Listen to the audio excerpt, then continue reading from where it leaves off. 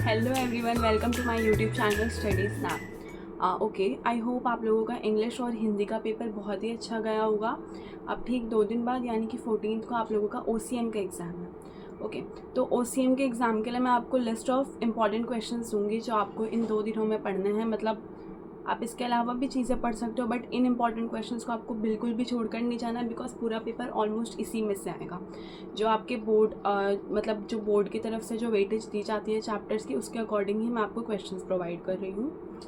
Okay, तो without wasting any time मैं आपको आगे बताती हूँ। ठीक है, सबसे पहले क्वेश्चन नंबर 8 जो आपका सबसे इंपॉर्टेंट क्वेश्चन होता है, जो 8 मार्क्स के लिए आता है।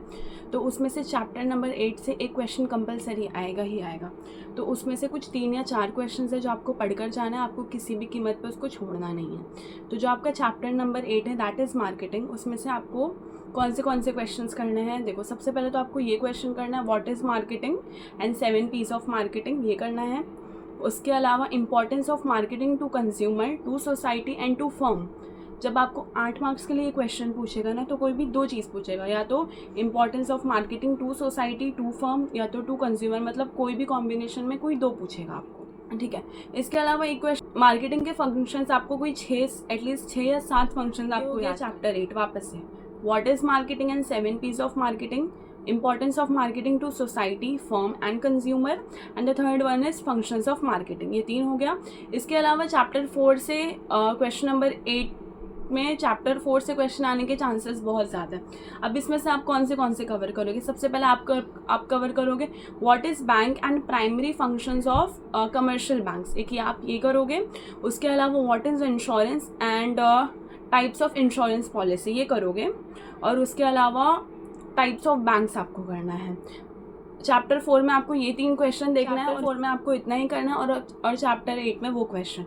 आप चैप्टर 4 और 8 के इन क्वेश्चंस को कर लोगे ना, तो आपका जो 8 मार्क्स वाला क्वेश्चन 8 है ना, वो हो जाएगा, क्योंकि इन्हीं क्वेश्चन में से कोई क्वेश्चन आएगा चैप्टर 4 या 8 का, तो आप उसके अकॉर्डिंगली अटेम्प्ट कर लेना। अब प्रेजेंटेशन वगैरह का तरीका आपको पता है। सबसे पहले you will write the meaning और introduction, and then you will list all the points, जो भी हेड पॉइंट्स हैं। देन आफ्टर दैट आप एक एक करके उनको एक्सप्लेन करोगे। जब आप एक्सप्लेन करोगे ना, तो फिर आप उनको प्रॉपरली अंडरलाइन करोगे हेड पॉइंट्स को। ये हो गया। एटलीस्ट आपको 8 मार्क्स का, तो एटलीस्ट आपको 7 पॉइंट्स तो लिखने हैं, मिनिमम 7 पॉइंट्स।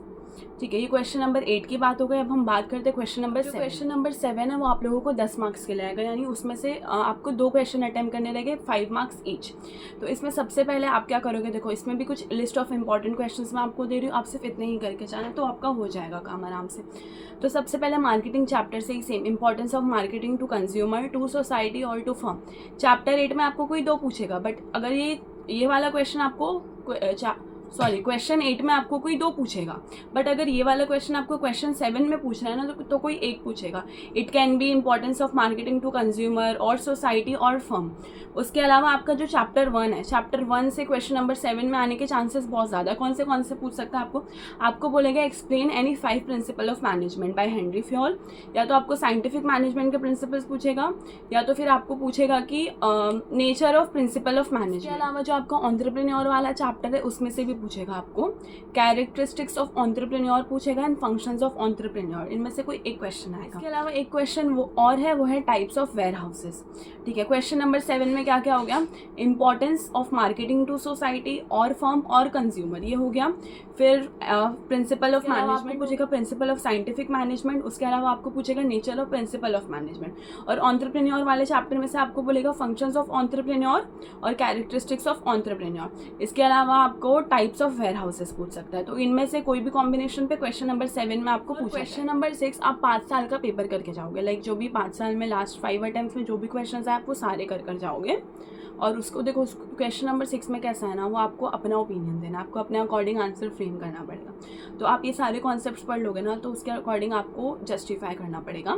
तो वो आप 5 साल के पेपर करके जाओ, उसके आंसर एनालाइज करके जाओ, फिर अपने दिमाग में बिठाओ कि आपको इस आंसर को प्रेजेंट कैसे करना है, इसको लिखना कैसे। Okay, it was about question 6। अब now question number 5। Question number 5 में भी 5-6 इंपॉर्टेंट क्वेश्चन है, आप सिर्फ वो करके जाओ, तो आपका क्वेश्चन नंबर 5 भी ईजिली अटेम्प्ट हो जाएगा।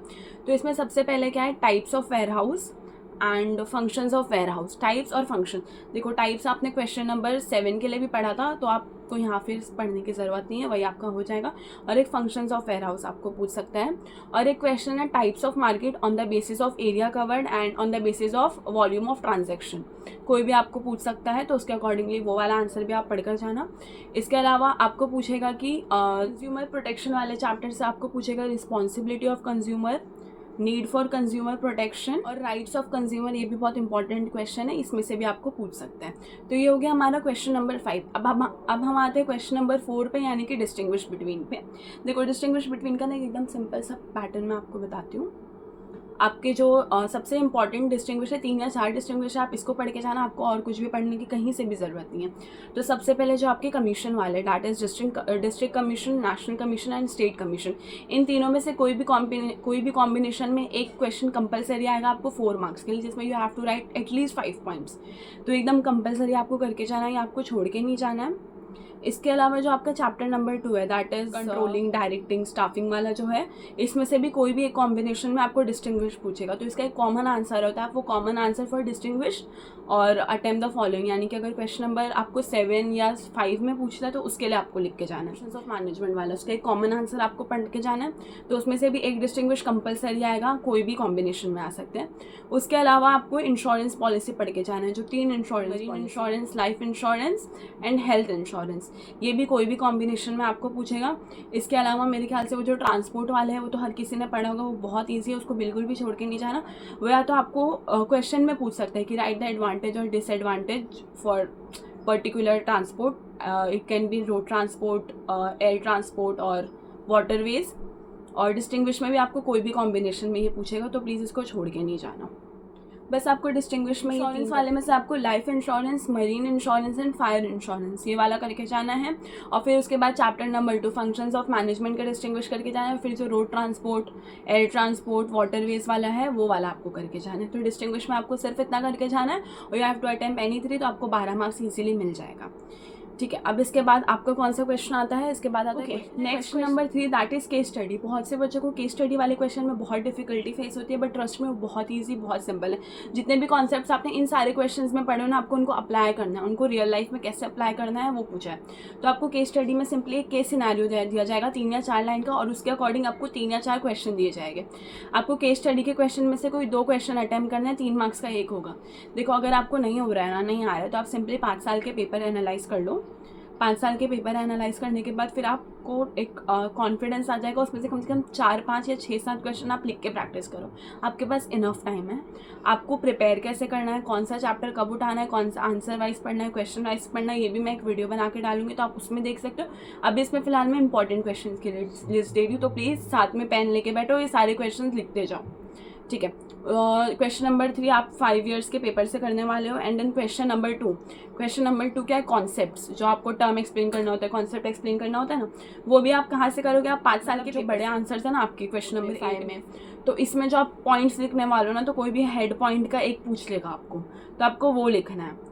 तो आप इसके लिए सिंपली क्या करो ना कि 5 साल के पेपर में जितने भी कॉन्सेप्ट्स आए ना, उसको रीड ओनली करो। रीड ओनली करना है, समझना है, देखो रटना नहीं है, because at this point of time आप इतनी सारी चीज़ें याद नहीं कर सकते। तो उन कॉन्सेप्ट को आपको रीड करना है, उनको लर्न करना है, फिर उसको अपने लफ्ज़ों में लिखना है। 2 मार्क्स के लिए रहेगा, आपको 6 या 4 शायद 2 मार्क्स के लिए रहेगा, आपको शायद 4 पूछेगा, तो फिर आप ऐसे आपके 8 मार्क्स हो जाएंगे। तो फिर उसको उसके अकॉर्डिंगली आपको लिखना है। देखो इसके मार्क्स अच्छे खासे, इसको छोड़ना नहीं है, 5 साल के पेपर से कर लेना है। अब उसके अलावा जो सबसे इंपॉर्टेंट चीज़ आती है वो होते हैं ऑब्जेक्टिव्स। ऑब्जेक्टिव्स में बहुत से बच्चे ऑब्जेक्टिव्स छोड़ देते हैं, ये सोच के कि यहाँ वहाँ से कर लेंगे, नहीं, यहाँ वहाँ से नहीं करना है। आप लोगों के पास जब आज का आधा दिन है और 2 दिन और है, और फिर मॉर्निंग का भी है एग्ज़ाम के, देखा जाए तो आपके पास इफेक्टिव 2.5 दिन है। तो इन 2.5 दिन में आपको ऑब्जेक्टिव्स को बिल्कुल भी नहीं छोड़ना है। ऑब्जेक्टिव्स को आपको कहाँ से करना है मैं बता रही हूँ आपको। जो आपकी टेक्स्ट बुक के पीछे जितने भी ऑब्जेक्टिव्स दिए ना, whether it can be fill in the blanks, that is MCQ और मैच द पेयर्स, ट्रू और फॉल्स, 1 वर्ड, और एक और कुछ है आपको क्या बोलते हैं वो अंडरलाइन वाला सेंटेंस जो है वो आपको कुछ भी नहीं छोड़ के जाना है, आपको अपनी टेक्स्ट बुक से करना है। तो ये सारे इंपॉर्टेंट क्वेश्चंस की लिस्ट हो गई है। अब मैं इसके बाद एक वीडियो अपलोड करूँगी जिसमें आई विल गाइड यू कि आपको इन 2.5 दिनों में पढ़ना कैसे है, किसके अकॉर्डिंग पढ़ना है। टेंशन मतलब एकदम ज़्यादा भी नहीं रहने वाला है, बट ऐसा भी नहीं है कि हम 2 दिन की छुट्टी है तो हम बाद में पढ़ेंगे, बिल्कुल नहीं, ऐसा नहीं करना है। अभी देखो एग्जाम है, पढ़ लो, बाद में तुम्हारे मज़े ही है, बाद में ऐश करना, छुट्टी रहेगी अच्छी खासी। ठीक है, thank you so much for watching my video and please subscribe my YouTube channel. और कोई डाउट रहा तो प्लीज़ कमेंट सेक्शन में पूछ लेना। Thank you.